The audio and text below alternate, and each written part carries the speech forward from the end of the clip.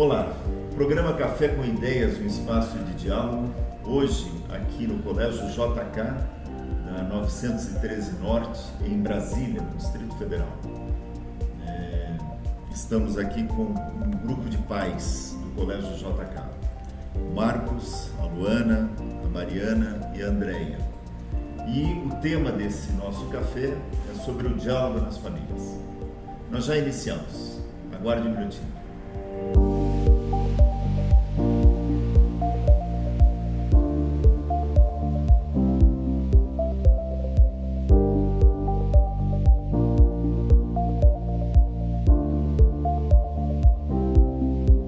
Retornando ao programa Café com Ideias, um espaço de diálogo, hoje aqui uma satisfação de ter os pais do Colégio JK, na 913 Norte, em Brasília, e falar sobre um assunto que está sendo discutido no Brasil inteiro, em várias escolas, de repente na sua escola também, com os pais, com os alunos, essa questão do diálogo, que é ponto crucial, fundamental nesse século XXI, um século de muitas oportunidades, muitas aberturas, mas ao mesmo tempo um momento em que a gente parece que não tem tempo.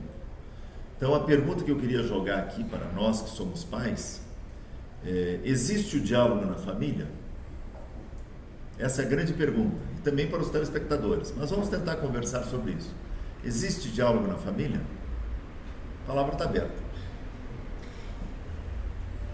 Famílias e famílias. Algumas famílias conversam bastante, tentam entrar num consenso, escutam uns aos outros, tentam verificar que problema a gente está passando e tentam, na base da conversa, entender o outro para se chegar numa situação agradável, de bem-estar para todo mundo. E tem famílias que é conflito em cima de conflito, ninguém escuta ninguém. A partir do momento que eu me coloco muito individualista, eu não vejo a outra pessoa que mora comigo, que está comigo. E assim, acho que cada um tem que falar do que vive, né? Na minha casa eu tento trabalhar o diálogo, é constante, né, que a gente tem que parar para sentar e ouvir, porque realmente você tem que se dedicar, não é simplesmente a troca de palavras, que muitas vezes a gente troca palavras mecânicas e não está conseguindo compreender o que está passando dentro das pessoas, né? E até em relação às crianças eu tento desenvolver bastante o hábito do diálogo para que eles consigam passar, né, transmitir os sentimentos deles para que a gente consiga trabalhar todos os temas que são inerentes à vida, né? E aí, Mariana, nisso que você colocava, e também a Andréia também colocava de certa forma, famílias e famílias, né? Então a gente percebe que quando a gente abre para o diálogo e escuta o que meu filho está dizendo, ele também está aprendendo, né? Porque em geral a criança pequena tem a ideia de que nós adultos sabemos tudo, e vai para a escola com essa ideia também. A professora sabe tudo, e daqui a um pouco começa a perceber que não, quando começa a entrar ali na pré-adolescência, adolescência, opa, meu pai não sabe tudo, minha mãe não sabe tudo, a professora não sabe tudo, o professor também não, e aí vem os questionamentos, quer dizer, a gente sempre está em busca da verdade, né? Querendo descobrir a verdade. Você colocava lá que no momento que você se coloca na posição do filho, né, ou da filha, e tenta perceber o que ela está sentindo, ou está dizendo, ou está querendo dizer, passa a ser um diálogo também, né? Se colocar no lugar do outro, escutar o outro para que entender ele do ponto de vista dele. Mas ainda a questão é: existe diálogo na família? Tem espaço para isso? Eu acho que é uma construção, né? Exatamente, de família para família, o engajamento que cada um vai ter, porque a rotina realmente é muito atribulada e com as tecnologias mesmo, rede social, celular, né? Quando você vê, você está imerso naquilo e deixa de viver aquela realidade que está ali sempre do seu lado, né? Então, eu acho que é uma construção diária. Eu tenho 3 filhos, eles estudam aqui no JK, eles são pequenos ainda, mas eu tenho um que está no 2º ano e uma que está no 4º, e eles já...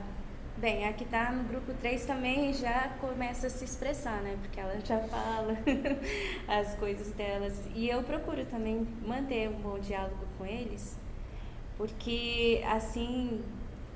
Por exemplo, a de 3 anos, quando ela quer algo e ela começa a chorar, eu falo, expressa para a mamãe o que você quer, porque assim eu vou poder te entender. Então, eu acho que dessa forma, eu já estou ensinando ela desde pequeno a ela expressar o que ela está sentindo e ela saber que eu vou entender ela, né? Então, eu acho que isso é uma boa maneira de já começar a introduzir o diálogo desde pequenininhos, porque mesmo que eles sejam pequenos e eu pense, como é que eu vou dialogar? Mas sim, dá para dialogar, né? E com os outros 2, eles já são bem explícitos, eles já expressam bem o que eles querem, o que eles sentem. Então, dessa forma, eu também consigo entender eles. Por exemplo, os momentos de que vai e fica pro quarto chateado. Né? Eu chamo, falo, o que você está passando? Se você ficar quieto, se você ficar emburrado, eu não vou conseguir te ajudar, eu estou aqui para te ajudar. Então, eu acho que isso também faz parte, né, do diálogo, a gente mostrar que estamos aqui presentes e que eles também precisam expressar o que eles sentem para eles poderem receber auxílio. Marcos. Bom, eu acredito que para haver o diálogo em família, você precisa criar um ambiente propício, um ambiente saudável para isso. Eu acredito que, a partir do momento que os cônjuges, os filhos, eles tenham esse ambiente, eles tenham essa possibilidade de interagirem entre eles, isso facilita que, à medida do tempo, mesmo com filhos pequenos, nós consigamos, assim, startar esse diálogo em família. Eu tenho filhos, os 3 filhos estudam aqui no Colégio JK. Percebemos que aqui na escola os nossos filhos têm essa oportunidade, esse ambiente saudável, nas assembleias, quando ocorre algum tipo de conflito, quando ocorre algum tipo de situação dentro de classe, eles têm a oportunidade de dialogar. E da mesma forma trabalhamos em casa, porque meu filho hoje já adolescente, ele tem também essa questão dos recursos de comunicação, como os jogos em rede, como os vídeos na internet.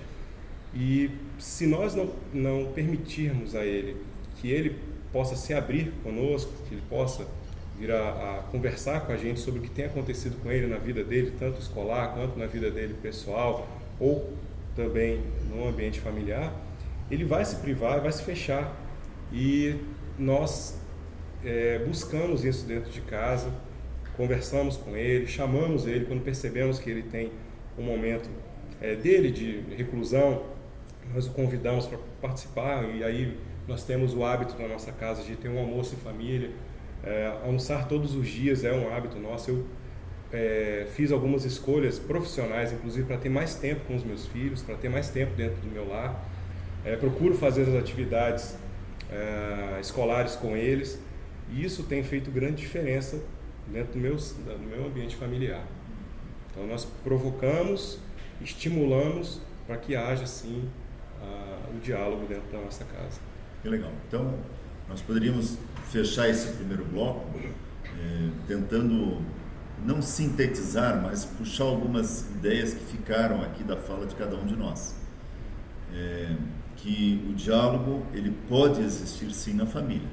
Nós precisamos encontrar os meios, prestarmos atenção às coisas que acontecem, aos sentimentos, ao ficar quieto e se perder dentro de um meio de comunicação, não estar atento ao que o outro, né?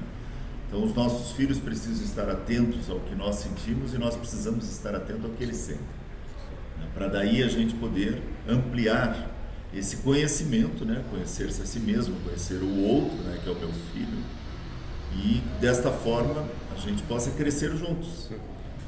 Muito bem, nós vamos então fazer um rápido intervalo para tomarmos um café. Os nossos telespectadores também tomarão o seu café. E no retorno eu queria que a gente pensasse um pouquinho e conversasse junto com os telespectadores sobre essa questão. Escutar é fácil? Escutar o outro, escutar o filho, escutar o companheiro ou a companheira é fácil ou é uma coisa difícil nos dias de hoje? Um rápido intervalo e já retornamos.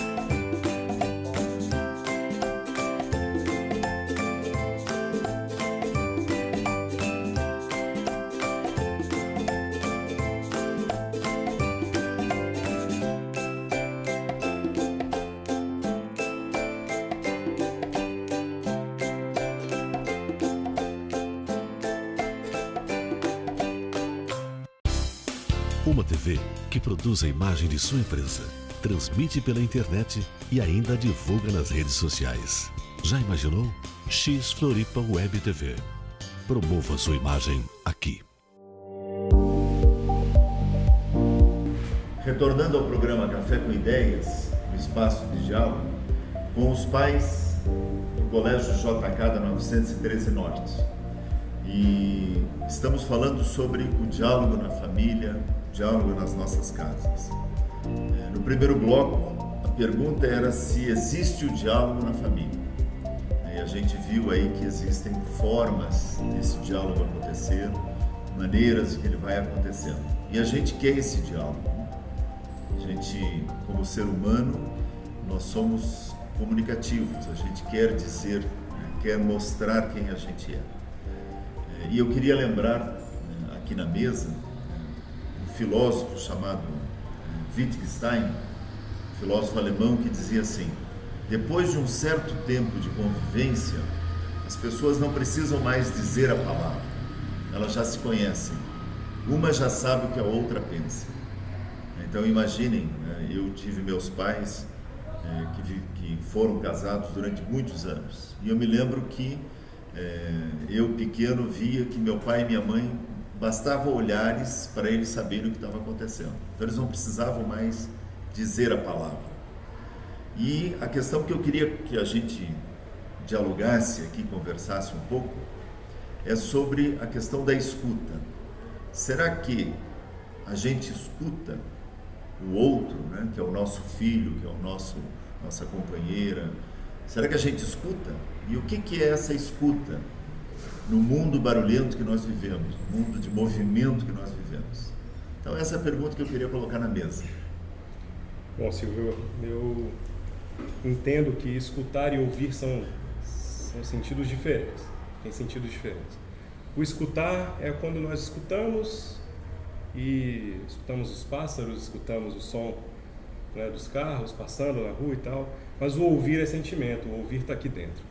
E quando nós conversamos com os nossos filhos, ou até mesmo com o nosso cônjuge, de uma forma onde o diálogo é amoroso, o diálogo tem a essência do crescimento ou de discutir para fomentar novas ideias, eu acredito que o diálogo nesse sentido, ele faz com que os nossos filhos, que os nossos cônjuges entendam melhor, entendam a proposta familiar, entendam o que a gente está querendo colocar para construir, sim, uma unidade familiar melhor, um relacionamento melhor, para que nós possamos, assim, construir pontes para alcançar o coração dos nossos filhos, para alcançar o coração dos nossos cônjuges e no meio da sociedade também. Eu acredito que quando você fala, mas fala com amor, quando você tem a intenção de provocar uma construção, né, você tem essa possibilidade com diálogos saudáveis, e aí sim há de fato um ouvir, um entender, internalizar, e aí sim há o sentimento. O Marcos, então, está colocando uma diferenciação entre o ouvir e o escutar. O André está conosco agora, né, nesse diálogo. Será que tem diferença entre ouvir e escutar? Ou são palavras sinônimas que a gente usa indistintamente? Escutei meu filho, ouvi meu filho, escutei alguém batendo na porta, ouvi alguém batendo na porta. Tem diferença ou não tem diferença? Ele colocou uma, né? Eu achei bonito o que ele falou, e acho que tão importante quanto isso. A gente vem educando nossos filhos desde pequenos, né? E numa linguagem um pouco unilateral. Quando eles são pequenininhos, a gente tem que educá-los e só parte da gente. Chega um momento que você começa a perceber que você tem seres dentro de casa que têm ideias também, né? E você tem que estar preparado para ouvir e aceitar e corrigir ou não e aprender também, né? Então eu tenho um filho adolescente de 16 anos e tem a pequena que tem 10, fez 10 agora. E cada dia que passa eles trazem coisas novas pra gente, né? E se a gente não estiver preparado para esse diálogo, que tem duas vias, a gente começa a se tornar carrasco. E isso é mal, né? Na minha educação, nossos pais muitas vezes eram sim, sim, não, não, eu falei e acabou. E você não tem voz né? A educação antiga tinha muito disso, assim, muitas famílias tinham disso. E eu acho que com a vida moderna a gente começou a aprender que a gente tem que sim ouvir os nossos filhos, né? E aprender com eles também. Tudo tem um limite, né? Educar é muito difícil. Eu acho que é uma missão divina educar filho, né? Porque são pessoas que você está criando para a vida, para o mundo, né? Então é isso. Eu acho que eu acho muito saudável. Em casa a gente faz roda de conversa e eu morava aqui do lado da escola, né? Então assim, eu não trazia as crianças para a escola. Assim, quando eu trazia para a escola era um percurso muito pequeno. E nós mudamos agora um pouco mais distante, dá uns 10, 15 minutos de carro. Então de manhã nós viemos trabalhar e as crianças vêm com a gente, né, para a escola. Então assim, é um momento interessante que a gente vem conversando dentro do carro. E surgem as coisas mais variadas possíveis. Você falou em escutar. Às vezes a gente não tem que escutar com os ouvidos. Às vezes a gente escuta observando, olhando. Então, se às vezes encontra um filho adolescente muito calado, muito fechado no quarto, né? Você enxerga que o comportamento dele modificou. Você enxerga que a pequenininha tá falando pra caramba, tá chamando a atenção o tempo inteiro, né? Tá aprontando no colégio, tá aprontando demais em casa. Aí você observa. Às vezes escutar não é só com o ouvido. É você parar e prestar atenção. Tem alguma coisa errada aqui, né? Onde é que tá a falha? Onde é que a gente tá pisando na bola? Onde é que a gente tá errando? E eu acho assim que todas as sensações a gente tem que aguçar, né? A gente tem que prestar atenção em casa. Porque, assim, como você falou, na rua a gente escuta vários sons, vários barulhos. Mas dentro de casa a gente está se relacionando com aquelas pessoas. Então, qualquer atitude que a pessoa tenha, ela está mostrando pra gente alguma coisa. Está sinalizando que está tudo bem, está sinalizando que não está tudo bem. Eu concordo que o diálogo, a escuta é uma via de mão dupla, né? E um exercício de tolerância, porque você tem que se despir do seu ponto de vista, da sua verdade, para tentar compreender a verdade do outro, o ponto de vista que ele está te passando, que é influenciado pela personalidade, pelo meio, pelas coisas que assiste.